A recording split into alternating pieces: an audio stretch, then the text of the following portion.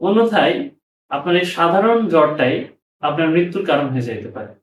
আপনার এই সাধারণ জ্বর থেকেই হয়ে যাইতে পারে ডেঙ্গু শক সিনড্রোম, যেখান থেকে আপনার ফিরে আসার সম্ভাবনা অনেকাংশেই কম থাকে। আসসালামু আলাইকুম। আমি ডাক্তার তানভীর আহমেদ। আজকে আপনাদের সাথে আমি যে বিষয়টা নিয়ে আলোচনা করব সেটা হচ্ছে ডেঙ্গু জ্বর।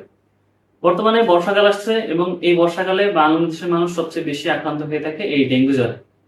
আসুন আমরা ডেঙ্গু জ্বরের লক্ষণ এবং তার প্রতিকার সম্পর্কে জেনে নিই। ধরেন আপনার জ্বর হয়েছে এবং সাথে গায়ে প্রচন্ড ব্যথা। আপনি একটা ফার্মেসিতে গেলেন এবং ফার্মেসিতে যেয়ে বললেন যে আমার জ্বর হয়েছে এবং সাথে আমার গায়ে প্রচন্ড ব্যথা হচ্ছে। ফার্মেসিওয়ালা আপনাকে জ্বরের জন্য একটা নাপা দিল এবং আপনার গায়ে ব্যথার জন্য অন্য একটা ওষুধ দিল। ডেঙ্গু জ্বরের প্রথম ভুল হয়টা হচ্ছে এই ব্যথার ওষুধ থেকে। ডেঙ্গু জ্বর হইলে সাধারণত যেটা হয় সেটা হচ্ছে আমাদের শরীরের যে অনুচক্রিকা থাকে, অর্থাৎ আমাদের রক্তের যে উপাদানটা আমাদের রক্ত জমাট বাঁধাতে সাহায্য করে, সেই উপাদানটা অনেক বেশি পরিমাণে কমে যায়। এবং যখন আমরা ব্যথার ওষুধ খাই তখনই মূলত আমাদের এই বড় ভুলটা হয়ে থাকে। এটা কি করে? এটা আমাদের শরীরের এই অনুচক্রিকার পরিমাণ আরো কমিয়ে দেয়।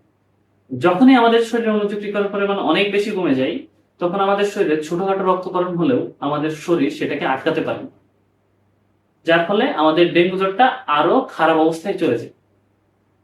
ডেঙ্গু জ্বরকে আমরা তিনটা ভাগে ভাগ করে থাকি: সাধারণ ডেঙ্গু জ্বর, হেমোরেজিক ডেঙ্গু জ্বর এবং ডেঙ্গু শক সিনড্রোম। এর মধ্যে সবচেয়ে খারাপ হচ্ছে ডেঙ্গু শক সিনড্রোম।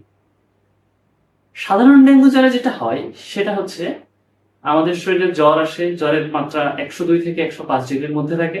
আমাদের গায়ে তীব্র ব্যথা অনুভূত হয়, সাধারণত জয়েন্টে ব্যথা হয়।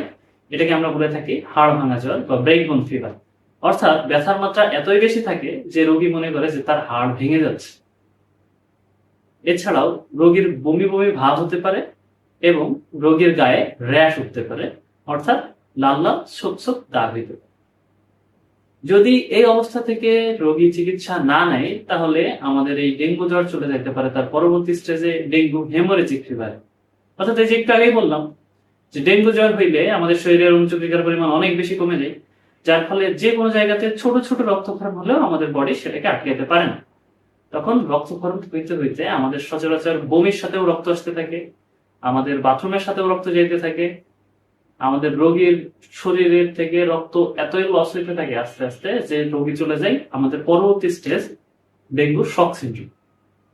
এই সময়ে রোগীর শরীরের থেকে রক্ত এত বেশি কমে যায় যে রোগীর রক্তচাপ কমে যায়, রোগী অস্থির হয়ে যায়, রোগীর হাত পা ঠান্ডা হয়ে আসে এবং এই স্ট্রেসটা এতটাই খারাপ স্ট্রেস যে এখান থেকে রোগীর মৃত্যুর হার অনেক বেশি বেড়ে যায়। তাই সঠিক সময়ে জ্বর আসলে পরীক্ষা নিরীক্ষা করে এটা ডেঙ্গু জ্বর কিনা সেটা সম্পর্কে নিশ্চিত হয়ে তারপরে আপনারা চিকিৎসা নেন। অন্যথায় আপনার এই সাধারণ জ্বরটাই আপনার মৃত্যুর কারণ হয়ে যাইতে পারে। আপনার এই সাধারণ জ্বর থেকেই হয়ে যাইতে পারে ডেঙ্গু শক সিনড্রোম, যেখান থেকে আপনার ফিরে আসার সম্ভাবনা অনেকাংশেই কম থাকে। ধন্যবাদ।